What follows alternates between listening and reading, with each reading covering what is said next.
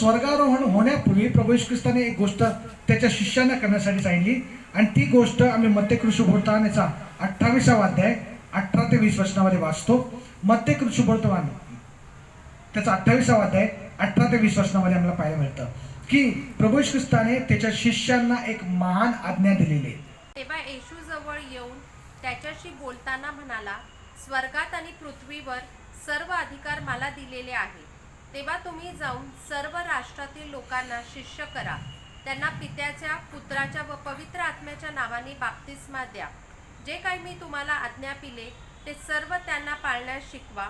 आणि पहा, युगाच्या समाप्तीपर्यंत मी सर्व दिवस तुमच्या बरोबर आहे. आमेन. या ठिकाणी प्रभू येशू ख्रिस्ताने एक गोष्ट आम्हाला सांगितलेली आहे किंवा त्याच्या शिष्यांना करण्यासाठी सांगितलेली, आणि तो त्यांना म्हणतो की जाऊन सर्व राष्ट्रातील लोकांना शिष्य करा. पुढं काय म्हटलेलं माहिती आहे का, की त्या सर्व लोकांना तुम्ही जाऊन सांगा, तुम्ही सर्व राष्ट्रातील लोकांना शिष्य करा, त्यांना पित्याच्या, पुत्राच्या व पवित्र आत्म्याच्या नावाने बाप्तिस्मा द्या. ह्याचा अर्थ असा आहे की आमचा या जीवनामध्ये जगण्याचा उद्देश किंवा जो गोल आहे तो गोल हा आहे की आम्ही जाऊन लोकांना शिष्य करणं अतिशय गरजेचं आहे. मला माहिती आहे की पुष्कळ लोक ख्रिस्ती आहेत पण शिष्य नाहीत. आजही देवाची आमच्या प्रत्येकासंबंधी इच्छा हीच आहे की आम्ही प्रत्येकाने शिष्य तयार करावे. आम्ही स्वतः प्रथम प्रभू येशू ख्रिस्ताचं शिष्य होणं अतिशय गरजेचं आहे. आणि मग मी तुम्हाला प्रत्येकाला एक प्रश्न विचारू इच्छितो, काय तुम्ही येशूचे शिष्य आहात? काय are you a disciple of Jesus Christ? आणि मग तुम्हाला माहिती आहे की काय काय वेळेस लोक म्हणतील की आमचा येशू ख्रिस्तावरती विश्वास आहे, काय काय लोक म्हणतील की आम्ही येशू ख्रिस्ताच्या मागे चाललेलो आहोत किंवा येशू ख्रिस्ताने आम्हाला निवडलेले आहे आणि आम्ही त्याप्रमाणे जीवन जगण्याचा प्रयत्न करत आहोत. अनेक लोक म्हणत असतील की मी दैवाची उपासना अटेंड करतो, मी येशू ख्रिस्ताची गीतं गातो, मी येशू ख्रिस्ताचं साठी दानार्पण देतो. या सर्व गोष्टी करायचे ते करत असतील, पण या सर्व गोष्टी करतात म्हणून याचा अर्थ असं होत नाही की ते येशू ख्रिस्ताचे शिष्य आहेत. पण आम्ही जर प्रभू येशू ख्रिस्ताविषयी वाचलं तर त्याच्या वचनामध्ये त्यांनी म्हटलेलं आहे की येशू ख्रिस्ताचं नेमकं शिष्य होणं म्हणजे काय करणं आहे. येशू ख्रिस्ताचं जसं मी म्हणतो की मी शिष्य आहे तर काय करणं अतिशय गरजेचं आहे. आणि मग आज आम्ही ज्या गोष्टी पाहणार आहोत देवाच्या वचनातून त्याच्याद्वारे मला एक गोष्ट पाहायला मिळणार आहे की जर मला येशू ख्रिस्ताचं शिष्य व्हायचं असेल तर मी काय करणं अतिशय गरजेचं आहे. पहिली गोष्ट मला तुम्हाला सांगायचं आहे की जे डिसायपल या शब्दाचा अर्थ काय. मला माहिती आहे की कोणत्याही गोष्टीविषयी जसं मी विचार करतो किंवा शिक्षण घेण्याचा प्रयत्न करतो, अभ्यास करतो, त्यावेळेस त्याचा अर्थ, त्या शब्दाचं नेमकं काय आहे तिथून आम्ही सुरू करणं अतिशय गरजेचं आहे.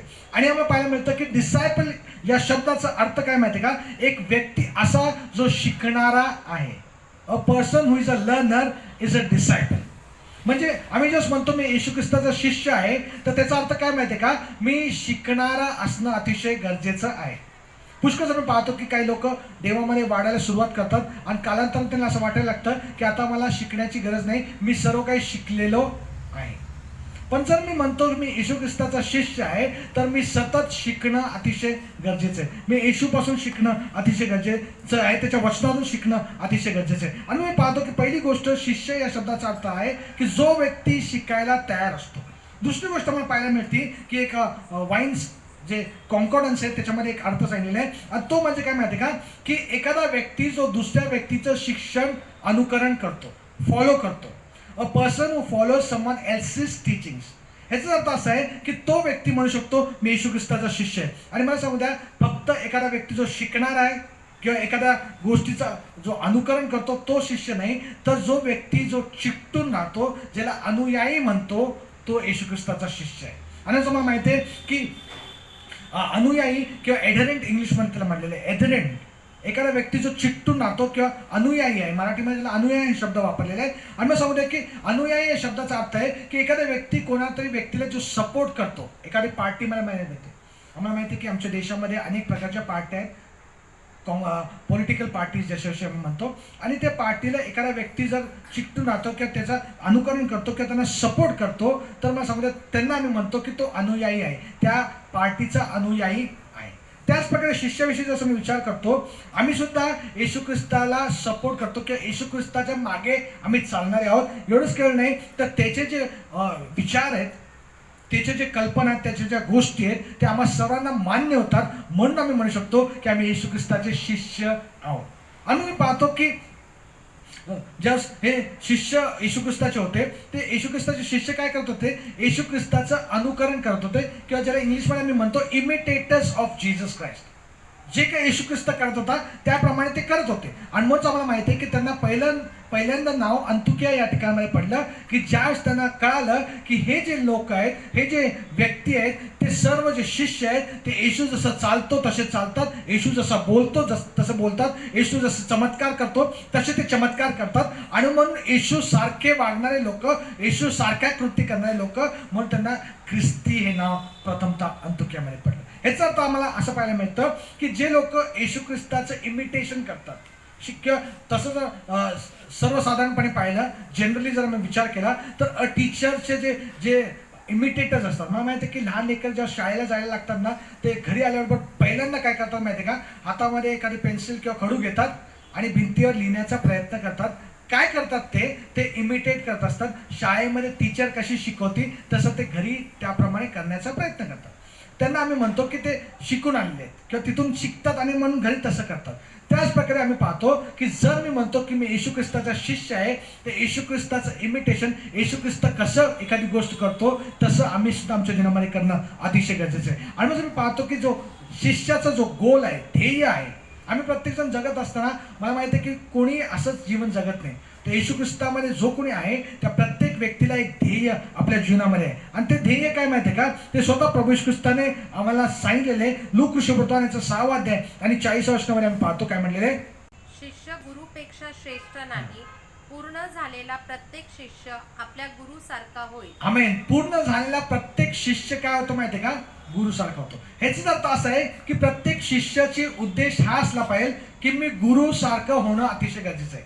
ध्येय, प्रत्येकाचं ऑब्जेक्टिव्ह, गोल काय असलं पाहिजे माहिती आहे का, की जसा त्याचा गुरु आहे तसं मी देखील होणं अतिशय गरजेचं आहे. आणि मग जर मी म्हणतो की मी येशू ख्रिस्ताचा शिष्य आहे, तर जसा येशू ख्रिस्त होता, येशू ख्रिस्त आहे, तसं मी असणं अतिशय गरजेचं आहे. आम्ही पाहतो की ज्यावेळेस आम्ही येशू ख्रिस्ताचा शिष्य म्हणून घेतो स्वतःला, तर आम्ही प्रयत्न करणं अतिशय गरजेचं आहे. We need to strive to become like Jesus Christ. मला माहिती आहे की येशू सारखं बनणं सोपं आहे का, नाही. ज्या प्रकारे येशू अनेक प्रकारच्या गोष्टीतून गेला, अनेक छळ त्यांनी सहन केला, लोकांनी त्याच्या तोंडावर थुंकले, त्याला चपराका मारल्या, त्याच्या हातापायामध्ये काय खिळे घातले आणि त्याला वधस्तंभावरती खेळलं, आणि हे सर्व गोष्टीतून प्रभू येशू ख्रिस्त गेला.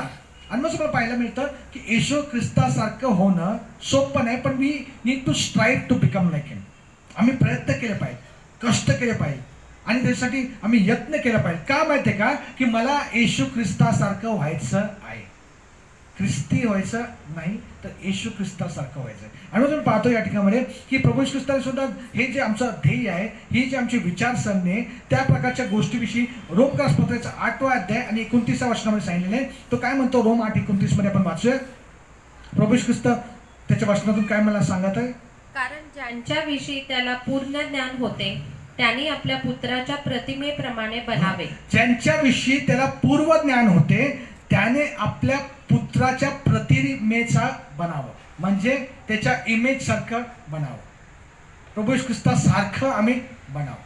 मला माहिती आहे की ज्यावेळेस देवाने आदामाला घडवलं, त्यास आदामाला देवाने त्याच्या प्रतिरूपाचं बनवलं, म्हणजे जसा देव होता त्याच प्रतिरूपाचं देवाने आदामाला बनवलं. पण आम्हाला पाहायला मिळतं या ठिकाणामध्ये की ज्यावेळेस आदामाच्या जीवनामध्ये पाप आलं, ते प्रतिरूप बिघडलं, त्याचं इमेज जे होतं ते बिघडलं. पण त्या दिवसापासून देवाची एकच इच्छा होती की ते प्रतिरूप जे बिघडलेले ते पुन्हा एकदा त्याच प्रतिरूपामध्ये मानवाला तयार करावं. पण आम्ही पाहतो की पुष्कळ प्रयत्न करण्यात आले, मानवाने पुष्कळ प्रयत्न केले आणि त्यांनी देवासारखं बनण्याचा प्रयत्न केला, पण त्याला बनता आला नाही, कारण का देव पवित्र आहे आणि आम्ही अपवित्र आहोत. देव चांगला आहे पण आमच्यामध्ये चांगलं असं काहीच नाही आहे. पण आम्हाला माहिती आहे की ज्या वेळेस प्रभू येशू ख्रिस्त या जगामध्ये आला, प्रभू येशू ख्रिस्ताने आपल्या वधस्तंभावरती आपला प्राण दिला, त्याचं रक्त आमच्या प्रत्येकासाठी सांडलं, आणि त्याच्यावरील विश्वासाच्या द्वारे तो म्हणतो जितक्याने त्याच्यावरती विश्वास ठेवला तितक्याच त्याने देवाची मुलं होण्याचा अधिकार दिला. म्हणजे आज ज्यावेळेस मी येशू ख्रिस्ताच्या मागे चालत असणार, येशू ख्रिस्तावरती विश्वास ठेवून त्याच्या मागे चालतो, त्यावेळेस मी त्याचं प्रतिरूप बनतो किंवा त्याच्यासारखं मी बनतो. त्याचं पुत्र आणि कन्या होण्याचा अधिकार देव आम्हा प्रत्येकाला देत असतो. आमेन. आणि मग तुम्हाला पाहायला मिळतं या ठिकाणामध्ये तो म्हणतो त्याच्याविषयीचं पूर्व ज्ञान होते, त्यांनी आपल्या पुत्राच्या प्रतिमेप्रमाणे बनावे, म्हणून त्यांना त्याने आगाऊच नेमून ठेवलेलं आहे. आमेन. आजही आमच्या प्रत्येकासंबंधी देवाची इच्छा हीच आहे की आम्ही येशू ख्रिस्ताच्या मागे चालत असताना आम्ही येशू ख्रिस्तासारखं बनावं. We should become like Jesus Christ. आणि मग तुम्हाला या ठिकाणी मी सांगतो देवाचं वचन की जसं आम्ही ही गोष्ट केली आणि जर फक्त बोलण्याच्या द्वारे नाही तर कृतीच्या द्वारे सुद्धा आम्ही दाखवून दिलं पाहिजे की आम्ही येशू ख्रिस्ताचे शिष्य आहोत. आणि मग आम्ही पाहतो जर शिष्य म्हटलं तर त्याचे काहीतरी चिन्ह आहेत, ते आयडेंटिफिकेशनचे मार्क्स आहेत, किंवा आम्ही कसं आयडेंटिफाय करू शकतो किंवा कसं ओळखू शकतो की हे येशू ख्रिस्ताचे शिष्य आहेत. जर एखादा व्यक्ती म्हणतो मी येशू ख्रिस्ताचा शिष्य आहे, ते ओळखण्यासाठी आम्ही काय करणं अतिशय गरजेचं आहे. पहिली गोष्ट, तो व्यक्ती जो म्हणतो येशू ख्रिस्ताचा शिष्य आहे त्याचा पहिला गुणधर्म काय माहिती आहे का?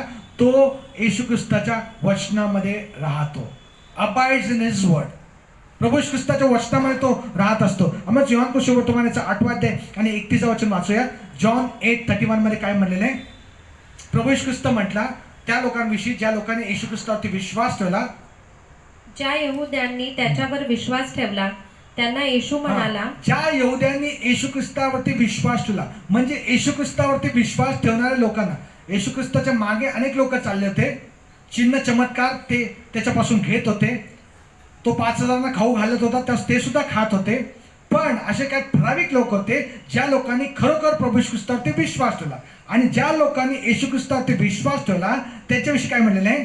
तुम्ही माझ्या वचनात राहिलात तर खरोखर माझे शिष्य आहात. तुम्ही माझ्या वचनात राहिलात तर तुम्ही खरोखर माझे शिष्य आहात. पहिली कॅटेगरी किंवा पहिला मार्क ऑफ अ डिसायपल किंवा पहिलं चिन्ह एखादा व्यक्ती म्हणू शकतो मी येशू ख्रिस्ताचा शिष्य आहे, म्हणजे तो येशू ख्रिस्ताच्या वचनामध्ये राहतो. आणि मग आम्ही पाहतो या ठिकाणी तो म्हणतो की तुम्ही माझ्या वचनात राहिला तर खरोखर माझे शिष्य आहात. मला सांगू द्या की ह्याचा अर्थ असा आहे की आम्ही येशू ख्रिस्ताच्या शिक्षणाचं एक स्टुडंट होणं अतिशय गरजेचं आहे. मला माहिती आहे की आम्ही तो आमचा शिक्षक आहे, तर आम्ही कोण आहोत? त्याचे विद्यार्थी आहोत. आणि म्हणूनच मला पाहायला मिळतं की त्याच्या वचनात राहून त्याच्या वचनातून शिकणं अतिशय गरजेचं आहे. आणि मग सांगू द्या की या गोष्टी करत असताना आम्ही फक्त वचन ऐकणारे नसावं. तर तो काय म्हणतो माहिती का? वचन वाचणारे वचन ऐकणारे नाही. आम्हाला माहिती आहे की आम्ही लहानपणापासून वचन ऐकत आलेलो आहोत, वचन वाचत आलेलो आहोत. पण त्यापेक्षा महत्वाची गोष्ट, जर तुम्ही मत्तेय सुवर्तमानाचं 7 अध्याय 21 ते 27 वचनामध्ये आणि पुढे जर तुम्ही वाचलं तर त्या ठिकाणी फार सुंदर ते म्हणलेले आहे. ते 2 पायांविषयी प्रभू येशू ख्रिस्ताने त्या ठिकाणी सांगितलेले आहे. आणि ते पायांविषयी काय म्हणले? 2 पाय ज्याचं शीर्षक आहे तिथून आपण पुढे पाहूया काय म्हणतो तो. 21:7. यास्तव जो प्रत्येक जण हा. ही माझी वचने ऐकून त्याप्रमाणे वागतो, जो प्रत्येक जण ही माझी वचने ऐकून त्याप्रमाणे वागतो तो कोणा एका सुज्ञ मनुष्यासारखा ठरेल. तो एका सुज्ञ मनुष्यासारखा ठरेल. म्हणजे वचन फक्त ऐकणं महत्वाचं नाहीये. कधी कधी आम्ही फक्त ऐकत राहतो आणि मराठीमध्ये म्हणे नळी फुंकिली सोनारे इकडून तिकडून गेले. कधी कधी इथून येतात आणि इथून जातात. पण त्याचं वचन आम्हाला सांगतं या ठिकाणामध्ये की तो वचन फक्त ऐकणार नव्हे, तर तो काय म्हणले परत एकदा वाचा पुढं. त्याचप्रमाणे तो एका सुज्ञ मनुष्यासारखा मनुष्यासारखा होईल की जो वचन फक्त वाचत नाही, ऐकत नाही, तर he is the doer of the word. म्हणजे वचनाप्रमाणे करणारा, वचनाप्रमाणे आचरण करणारा व्यक्ती असं बनणार आहे. आम्हाला माहिती आहे या ठिकाणी देवाचं वचन सांगतं आम्ही फक्त वचन मध्ये राहत नाही किंवा वचन विषयी बोलत नाही, वचन फक्त वाचत नाही, वचन फक्त ऐकत नाही, तर वचन जसं मला सांगतं त्याप्रमाणे मी करतो. त्यावेळेस मी म्हणू शकतो की मी येशू ख्रिस्ताचा शिष्य आहे. एका ठिकाणी प्रभू येशू ख्रिस्त म्हणला प्रभूजी प्रभूजी म्हणणाऱ्यांचा सर्वांचा स्वर्गाच्या राज्यामध्ये प्रवेश होणार असे नाही, तर जो माझ्या पित्याच्या इच्छेप्रमाणे करतो त्याचा होणार आहे. ह्याचा अर्थ असा आहे की आम्ही फक्त वचन ऐकण्यापुरतं मर्यादित न राहता वचनाप्रमाणे आचरण करणं, वचनाप्रमाणे आपलं जीवन जगणं अतिशय गरजेचं आहे. आम्ही जर पाहतो की पहिलं चिन्ह एखादा व्यक्ती जर शिष्य होऊ पाहतो तर त्याच्या जीवनामध्ये आम्हाला पाहायला मिळतं. ते चिन्ह काय की तो येशू ख्रिस्ताच्या वचनामध्ये राहतो. दुसरी गोष्ट मला सांगू द्या की जर आम्हाला ओळखायचं असेल एखादा व्यक्ती येशू ख्रिस्ताचा शिष्य आहे तर त्यासाठी दुसरी गोष्ट काय माहिती आहे का? तो आपल्या बंधू वर्गावरती प्रीती करतो. Loves his brother. आम्हाला माहिती आहे की प्रभू येशू ख्रिस्ताने आम्हाला 2 महान आज्ञा दिलेल्या आहेत. तो म्हणतो की जुन्या काळामध्ये जर तुम्ही वाचलं तर पुष्कळच्या आज्ञा देवाने त्याच्या वचनामध्ये त्याच्या लोकांना दिलेल्या होत्या आणि त्या पाळण्यासाठी त्याने सांगितलं होत्या. पण पवित्र शास्त्राच्या मी वाचतो तो प्रभू ख्रिस्त काय म्हणतो माहितीये का? योहान कृष्णवर्तमानाचा 13वा अध्याय आणि 34 वचन काय म्हणतं? जॉन 13:34 मध्ये आम्हाला सर्वांना माहिती आहे की तो म्हणतो की मी तुम्हाला एक नवीन आज्ञा देतो. प्रभू ख्रिस्त या ठिकाणी एक नवीन आज्ञा त्यांना देत आहे. पूर्वीच्या ज्या आज्ञा होत्या त्यापेक्षा एक नवीन आज्ञा काय देत आहे आणि ती काय आहे आपण वाचूया. मी तुम्हाला नवीन आज्ञा देतो की तुम्ही एकमेकांवर प्रीती करावी. जशी मी तुमच्यावर प्रीती केली तशी तुम्हीही एकमेकांवर प्रीती करावी. आमेन. या ठिकाणी पाहतो की प्रभू ख्रिस्ताने प्रीती करण्याचं पॅटर्न आम्हाला दाखवलेलं आहे. कशी प्रीती आम्हाला करायची. तो म्हणतो की प्रीतीविषयी आम्ही पुष्कळ वेळेस बोलतो, प्रीतीविषयी आम्ही पुष्कळचे लेख लिहितो, प्रीतीविषयीच्या कविता आम्हाला माहीत असतील, आम्ही बोलत असू, गावात असू, बोलत असू, या सर्व गोष्टी आम्ही करत असू. पण आम्हाला पाहायला मिळतं की ते प्रीतीचं पॅटर्न त्यांनी या ठिकाणामध्ये दिलेलं आहे आणि तो म्हणतो जशी मी तुमच्यावरती प्रीती केली तशी तुम्ही एकमेकांवरती प्रीती करा. जशी आणि तशी इथं म्हटलेलं आहे, जशी आणि तशी म्हणजे मी जशी प्रीती केली तशी तुम्ही एकमेकांवर प्रीती करा. आणि मला माहिती आहे की प्रभू ख्रिस्ताने कशी आमच्यावरती प्रीती केली. तो म्हणतो देव आपल्या प्रीतीचं प्रमाण हे देतो की आम्ही पापी असतानाच तो आमच्यासाठी वधस्तंभावर मरण पावला. म्हणजे याचा अर्थ असा आहे की आम्ही चांगले नव्हतो तरी देखील प्रभू ख्रिस्ताने आमच्यावरती प्रीती केली. आज आम्हाला माहिती आहे की आमच्या जगाच्या भाषेमध्ये जर तुम्ही पाहिलं प्रीती म्हणजे तो माझ्यावरती प्रीती करतो, मी त्याच्यावरती प्रीती करतो. तो माझा द्वेष करतो, मी त्याचा द्वेष करतो. पण प्रभू ख्रिस्ताने फार सुंदररित्या त्याच्या वचनामध्ये सांगितले जशी मी. ह्याचाच अर्थ असा आहे की ज्या वस्तू त्या वधस्तंभावरती होता आणि त्या वधस्तंभावरती ते लोक त्याची अवहेलना करत होते, त्याच्या कुशीमध्ये भाला भोसकला, त्याच लोकांनी त्याला पहिला त्याच्या डोक्यामध्ये काट्यांचा मुकुट घातला. त्या लोकांकडे तो पाहतो आणि तो म्हणतो हे बाप्पा यांना क्षमा कर कारण हे काय करतात त्यांना समजत नाही. आणि त्या प्रकारची प्रीती त्याने व्यक्त केली आहे. मला माहिती आहे की या ठिकाणी सुद्धा देवाचं वचन सांगतं तशी प्रीती आम्ही एकमेकांवर करणं अतिशय गरजेचं आहे.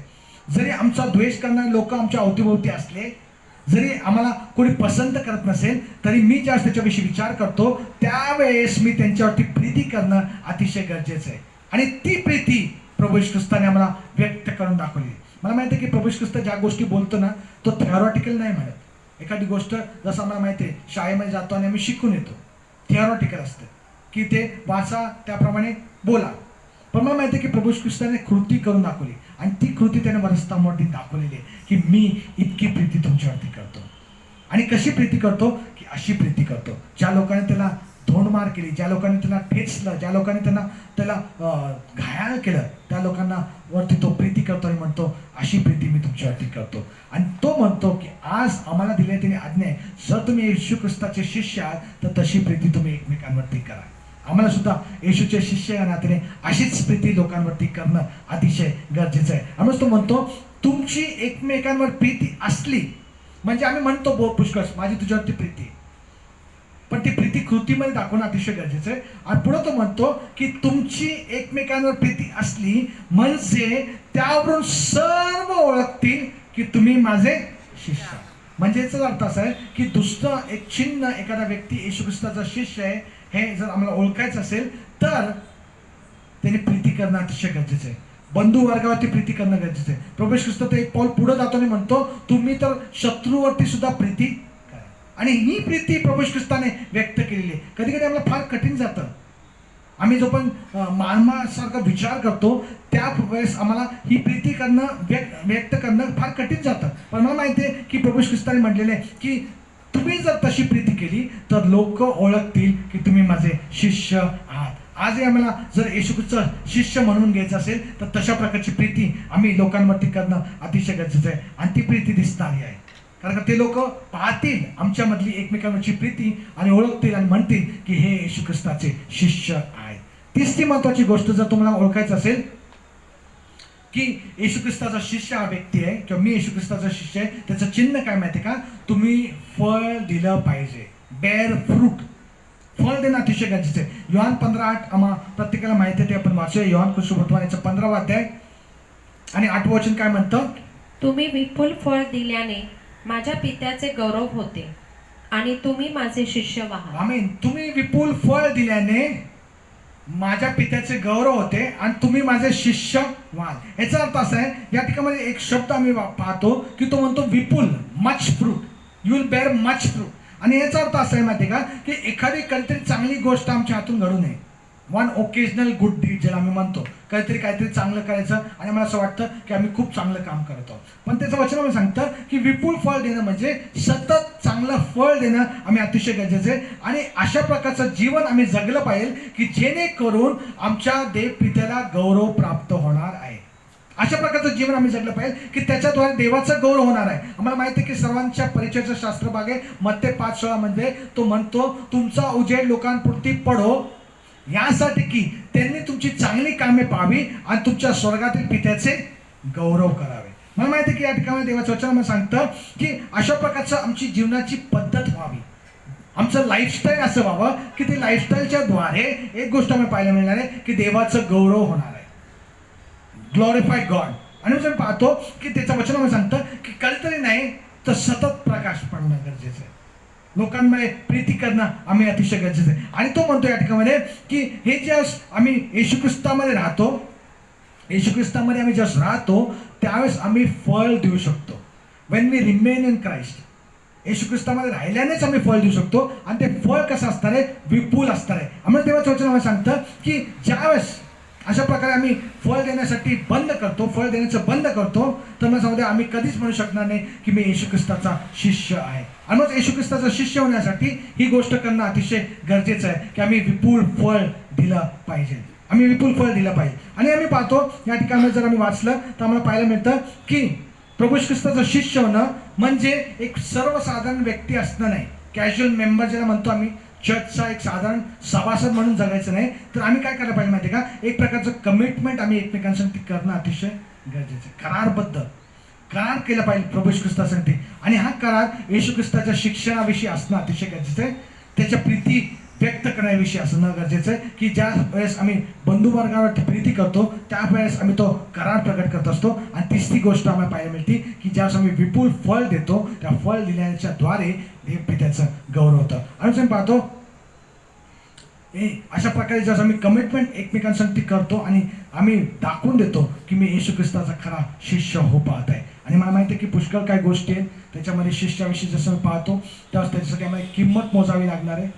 येशू ख्रिस्ताचा शिष्य होणं म्हणजे सोपी गोष्ट नाही. तो म्हणतो जो कोणी आपला आई भाऊ बहीण यांचा त्याग करतो आणि माझ्या मागे येतो तोच माझा खरा शिष्य आहे. याचा अर्थ असा आहे की आम्हाला पुष्कळसं कॉस्ट मोजावी लागणार, फुकटवाली नाही तर आम्हाला त्यासाठी किंमत मोजावी लागणार आहे. आणि अनेक गोष्टी आहेत प्रभू ख्रिस्तासाठी आम्हाला सहन करावं लागणार आहे, येशू ख्रिस्तासाठी आम्हाला अनेक गोष्टीतून जावं लागणार आहे. पण त्या गोष्टी करत असताना आम्ही दाखवून देतो की मी येशू ख्रिस्ताचा शिष्य आहे. आमचं महत्त्वाचं उद्देश, आमचा गोल, आमचं ध्येय या जीवनामध्ये हा आहे की आम्ही येशू ख्रिस्ताचा शिष्य व्हावं, येशूचं अनुकरण करावं, येशूचं अनुयायी व्हावं. आणि तो जसा चालला त्या प्रकारे आम्ही चालणं अतिशय गरजेचं आहे. आम्हाला सांगू द्या त्यासाठी आम्ही निश्चितच चर्चला येतो रेग्युलरली, ही चांगली गोष्ट आहे, तिथं आमची प्रोसेस सुरू होते. पण आम्ही फक्त चर्चला येण्या जाण्यापुरतं मर्यादित न राहता आम्ही आमच्या जीवनामध्ये ते शिष्यत्व आणणं अतिशय गरजेचं आहे. आणि त्या शिष्यत्वामध्ये काय गुण आहेत तर तो म्हणतो की शिष्य म्हणजे काय माहिती का, तो येशू ख्रिस्ताचं शिक्षणाचं अनुकरण करतो, बंधुवर्गावरती प्रीती करतो आणि विपुल फळ देतो. हे एका शिष्याचे मार्क्स आहेत किंवा एक कसं ओळखता येईल एखादा व्यक्ती येशू ख्रिस्ताचा शिष्य आहे तर ह्या गोष्टी त्याच्यामध्ये असणं अतिशय गरजेचं आहे. देव करो हे करण्यासाठी देव तुम्हाला प्रत्येकाला सहाय्य करो, मदत करू. आणि यावेळेस आपण आपले डोळे बंद करून आपण प्रार्थना करूया. स्वर्गीय प्रेमळ पिता आमचा धन्यवाद करतो, तुझी स्तुती करतो, तुझ्या नावाचा जय जयकार करतो. प्रभू तुझ्या वचनाद्वारे तो आज आमच्या प्रत्येकाच्या अंतकरणाशी बोललेला आहे. प्रभू आम्ही येशू ख्रिस्ताचं शिष्य होणं अतिशय गरजेचं आहे. प्रभू पुष्कळ आम्ही चर्चमध्ये येतो आणि परत जातो, पण प्रभू आज तुझं वचन मला सांगतं की आम्ही तुझं अनुकरण करणारे व्यक्ती होणं अतिशय गरजेचं आहे. तू जसा चालला, तू जसा वागला, तू जसा बोलला, तुझा स्वभाव आम्ही प्रत्येकाने धारण करणं अतिशय गरजेचं आहे. आणि आज मी प्रार्थना करतो प्रभू त्या गोष्टी करण्यासाठी आम्हाला प्रत्येकाचं तू सहाय्य कर, मदत कर. पुन्हा एक बार हा समय तुझ्या हातामध्ये समर्पित करतो, आलेल्या प्रत्येक व्यक्तीला तुझ्या हातामध्ये समर्पित करतो आणि प्रार्थना करतो प्रभू प्रत्येक व्यक्तीला तुझा शिष्य तू बनव माहिती, प्रत्येक व्यक्तीने तुला अनुकरण करावं, तुझ्या मागे चालावं, तू जे काही शिकवतो त्याप्रमाणे शिकावं आणि पुढे वाटचाल करावी यासाठी प्रत्येकाचं तू सहाय्य मदत कर. मान सन्मान करू कर तुझ्याच नावाने येशूच्या प्रेम मागतो म्हणतोय आमेन. प्रभू येशू ख्रिस्ताची कृपा, पवित्र आत्म्याची सहभागिता तुम्हा सर्वांबरोबर आता आणि सदा सर्वकाळ असो. आमेन. God bless you.